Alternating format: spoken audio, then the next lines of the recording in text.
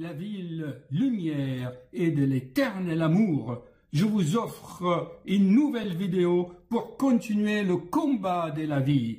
Oh les cœurs, à cœur veillant, rien n'est impossible, chers amis.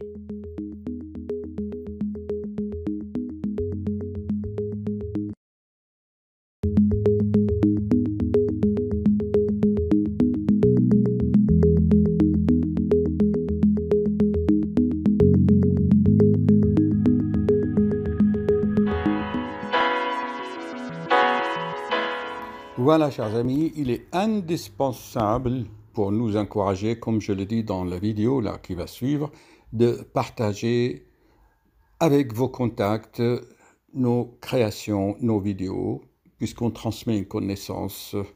Voici par exemple, il y en a qui ne savent pas comment. C'est simple. Voyez là, vous avez une de mes vidéos. Celle-ci n'est pas mal, elle va dépasser bientôt les 1000. Vous cliquez sur partager.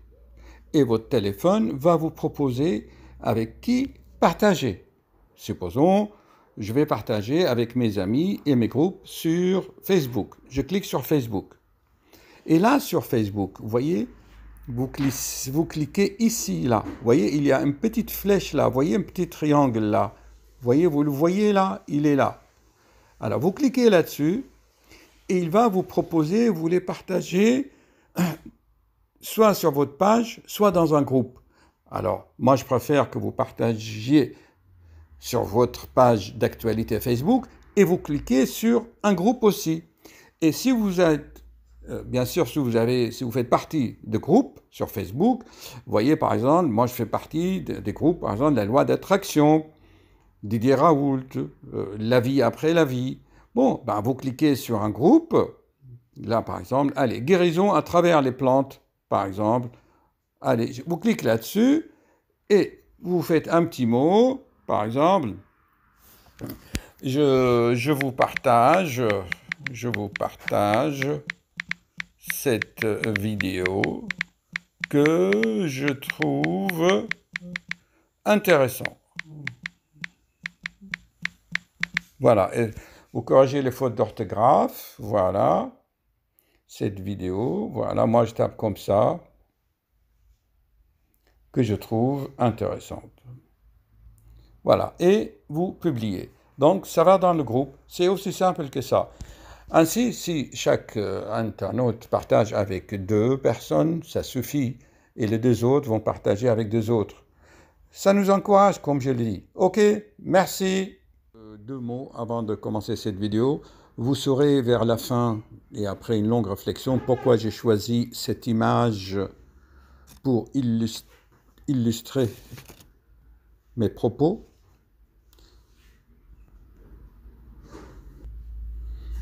Cette image a également une grande importance pour moi personnellement, puisqu'il s'agit d'une expérience vécue personnellement, dont j'ai déjà parlé dans d'autres vidéos. C'est, disons, le symbole ou l'image de Krishna souriant, joyeux, content. Et c'est Krishna, je vous signale, il y a 5000 ans, qui a inspiré les Védas. Les Védas et le Bhagavad Gita, que beaucoup de philosophes occidentaux, qu'ils soient Nietzsche, Schopenhauer et bien d'autres, se sont inspirés pour leurs idées. Regardez bien les yeux, puisqu'il s'agit d'une vidéo qui parlera de la vision.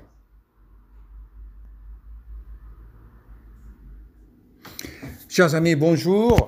Tout d'abord, je tiens à vous remercier parce que vous partagez bien mes vidéos là. Je vois que la dernière va dépasser bientôt les 900 vidéos. À la fin de la semaine, elle va faire plus que 1000 vues. Et je vous avais promis que si ça dépasse les 1000 vues, cela nous encourage, nous les créateurs, c'est-à-dire qu'on constate que nos créations plaisent à nos chers fans, que ça leur apporte quelque chose. Et nous, notre récompense, c'est quoi? C'est que vous partagez, puis on voit le nombre de vues qui augmente, cela veut dire ça nous valorise, ça nous encourage, ça nous motive. Attention, mes vidéos et ainsi les vidéos telles que la mienne, on n'est pas commercial. Ce n'est pas Shakira qui va faire des millions de vues par jour, ni d'autres chanteurs, ni d'autres créateurs que eux, ils sont spécialisés dans les vidéos de distraction, de divertissement, du rire. Mais nous, ce n'est pas ça l'objectif de notre chaîne. Nous, on veut surtout élargir l'horizon de connaissances et connaître autre chose, surtout inciter à la réflexion. J'espère qu'un jour, cette vidéo sera vue ou écoutée ou transmise à un grand professeur de médecine. Dans mon domaine, c'est le professeur de médecine. Mais cette vanité, cet orgueil qui, si vous voulez, vous la constatez, vous l'avez constaté de nos jours avec le professeur Didier Raoult et sa chloroquine, quelque chose qui marche, quelque chose de simple, mais les grands ne veulent pas. Il y a bien sûr des conflits d'intérêts, mais en plus, il y a aussi la vanité de l'être humain et quelque chose qu'on ne comprend pas, c'est que l'être humain ne veut pas tout simplement le bien. Voilà. Alors voici l'histoire d'une charmante patiente qui a 95 ans. Je connais depuis longtemps. Elle vient de me, disons, raconter encore, parce qu'elle parle bien, elle est sereine, elle parle de ses enfants, bien sûr elle est anonyme, et surtout elle a vécu de moments très difficiles. Mais elle les a surmontés, elle les surmonte un peu. Là, elle vient de perdre encore un enfant. Bon, et à l'occasion, on a parlé de son petit qui a souffert. Alors, voici son histoire, et j'espère que vous allez transmettre, et qu'un jour, vous-même, vous ne tombez pas dans ce piège, comme on dit. Écoutez, c'était un jeune garçon, son fils, lors de préparation de son baccalauréat scientifique. Un jour, elle dit à sa maman, une semaine avant les examens, « Écoute, je ne vois pas bien d'un œil, il est un peu trouble, est-ce que tu peux me laver mon œil ?» Bon, bah, elle le regarde, il n'avait pas... Vous m'arrêtez bien sûr, madame, si vous ajoutez, si vous voulez ajouter quelque chose. Hein. Bon, alors, elle l'amène chez l'ophtalmo, qui le regarde, l'ophtalmologue consulté, lui dit, « Attention, il faut l'amener tout de suite chez un grand professeur, parce que c'est très grave, n'est-ce pas ?» Alors, le grand professeur le voit, il dit à sa mère, écoutez, en présence de son enfant, qu'est-ce qu'il lui a dit, madame? C'était la hauteur du cancer. Oui, mais ce n'est pas un cancer. Pas un cancer, mais ça ne guérirait pas.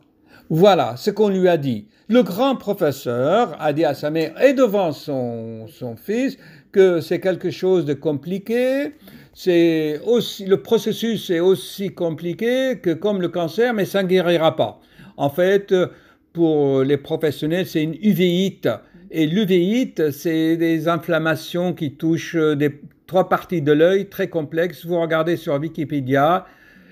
Et les causes peuvent être multiples. C'est une inflammation, il y a des processus rhumatismales, infectieux, viral, il y a beaucoup de choses.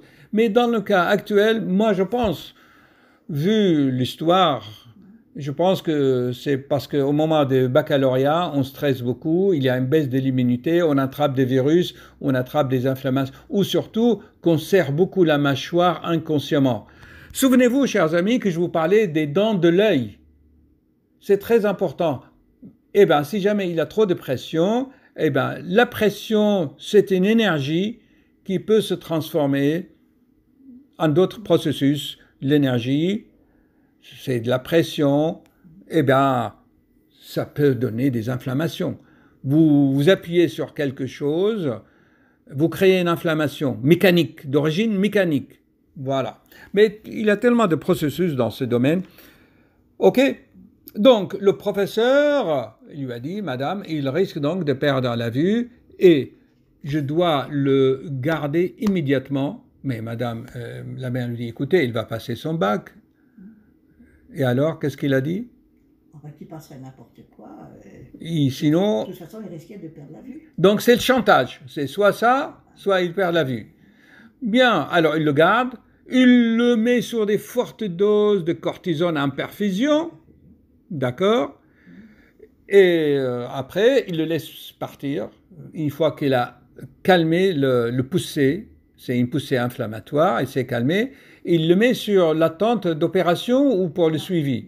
Non, il le met avec 65 mg tous les jours. Oui, et qu'est-ce qu'il dit? Il dit, bah, vous revenez de temps en temps. vous revenez de temps en temps qu'on surveille. Voilà. Et puis un jour, il dit que... qu'il va en opérer trois autres jours. Et qu'il pourrait opérer François en même temps. Voilà, il a dit que, étant donné que c'est une maladie pas encore classée à l'époque, il y a 40 ans de ça? 30 ans? 35 ans, oui. Il y a environ 35 ans de cela. À l'époque, on n'avait pas les moyens ni les diagnostics. Alors, ce grand professeur parisien dit, écoutez, je vais tenter, après des analyses, d'opérer 3 patients qui ont le même processus maladif, et en même temps, on prendra votre enfant. D'accord? OK. Mais pendant ces consultations, quand il l'a mis sous cortisone, qu'est-ce qu'il a dit, le professeur? Il lui a dit que c'est une maladie incurable, il faut lui trouver un bon médecin. Qu'est-ce qu'il a dit? Il fallait que j'ai un bon médecin avec cette dose de cortisone. Oui. Alors moi, j'ai trouvé, enfin, je la connaissais, oui. un docteur homéopathique. Oui, qui fait aussi l'acupuncture. Bien sûr. Qui fait la médecine douce. Parce que le professeur vous a dit que la médecine traditionnelle ne pouvait rien faire. Oui. Bon, alors la mère, l'instinct maternel. Je me suis dit, à ce moment-là, il faut que je cherche un bon médecin, médecine douce, puis on va voir. Voilà. Mais alors je la connaissais, donc je l'ai téléphonée, oui. Et elle m'a pris François tout de suite. Et elle, à son tour, elle a commencé à étudier et elle lui a donné des traitements à base de plantes pour neutraliser les effets de la cortisone, car le professeur lui a dit, attention, avec 60 mg de cortisone par jour, 65, vous allez grossir, prendre 20 kg de retention d'eau, ou 30. Alors l'homéopathe, la médecine naturopathique l'a aidé, cet enfant. Finalement, il n'a pas pris du poids, finalement, et il lui a mis des pointes d'acupuncture autour des yeux. Alors, il y en avait peut-être d'autres, j'en sais pas. Oui, il avait d'autres. Alors, vous voyez, là, autour des yeux, on a beaucoup de points d'acupuncture. Et il y en a qui dépendent des méridiens des reins et du foie, de la vésicule biliaire. Donc, c'est toujours, on se fait de la bile, en fait. Et grâce aux points d'acupuncture et tout ça, l'enfant s'est amélioré. Voilà. Et puis, dans les visites de surveillance, au moment où le professeur le convoque pour l'opération, qu'est-ce qu'il dit alors? Alors, on devait fixer la date de l'opération, alors il l'a examiné, et puis c'est là... Alors, il s'est tourné sur son tabouret tournante, oui. Et qu'est-ce qu'il a dit? Il m'a...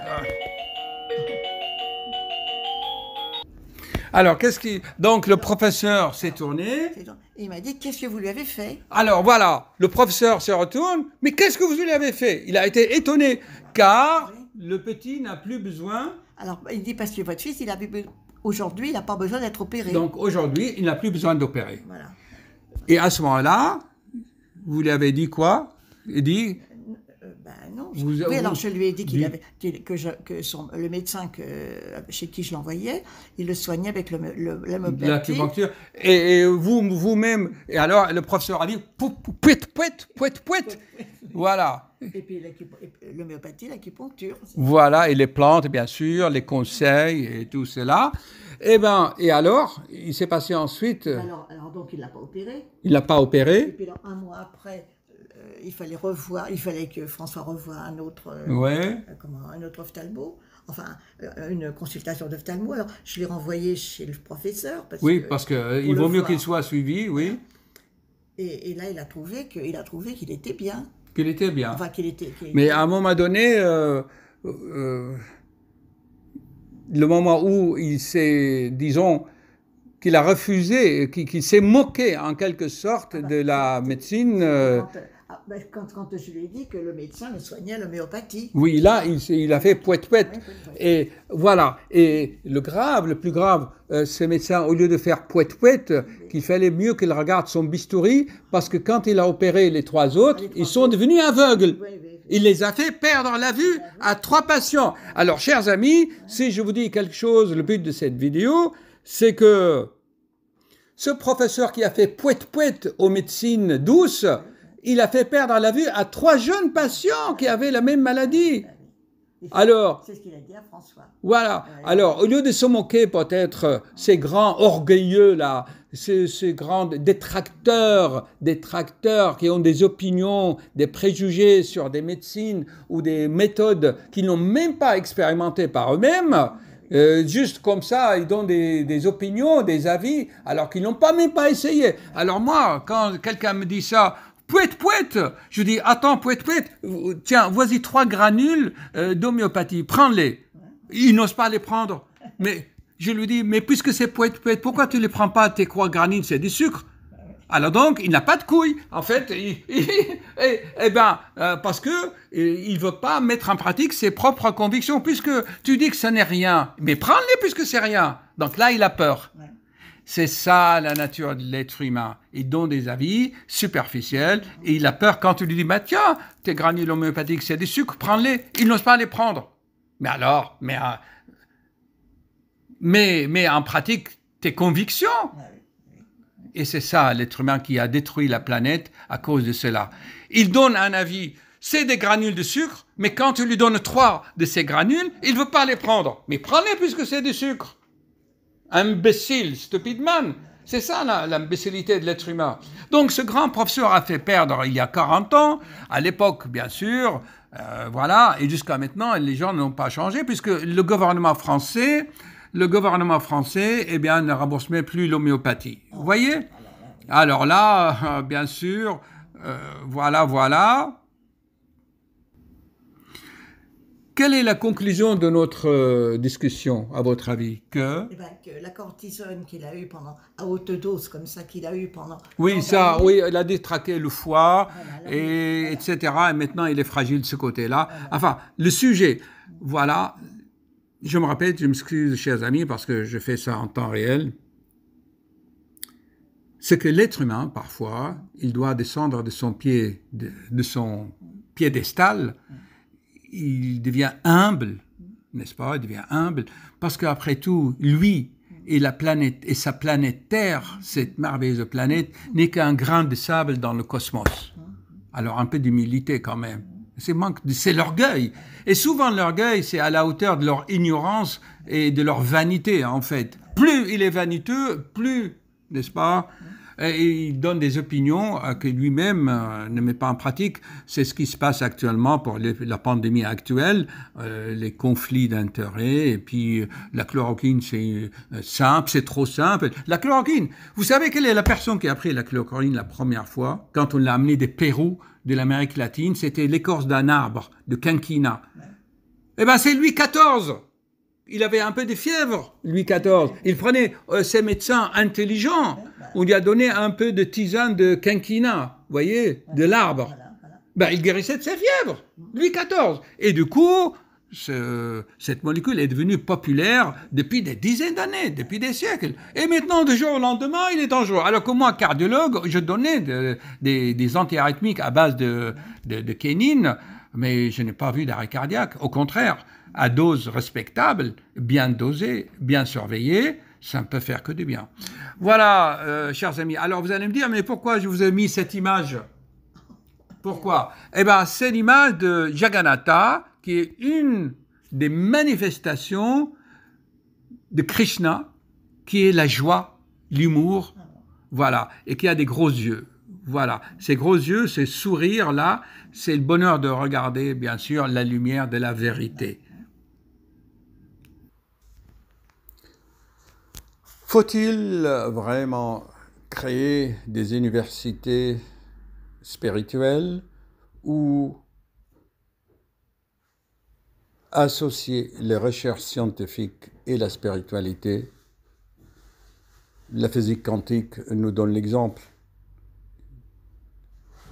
Il faut que, je ne dirais pas les gens de l'Église ou les spiritualistes ainsi que les scientifiques se serrent la main, les coudes pour avancer.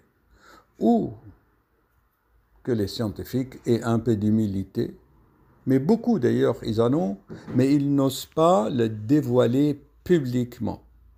publiquement, ils n'osent pas dire parce que c'est normal, ils vont perdre leur poste, ils vont perdre leur salaire, leur chaire d'université. Mais au fond d'eux-mêmes, souvent, beaucoup, ils le pensent. Que faut-il faire maintenant? Eh bien, à méditer. Merci de votre écoute. Bon, allez, tout va s'arranger. Merci, docteur.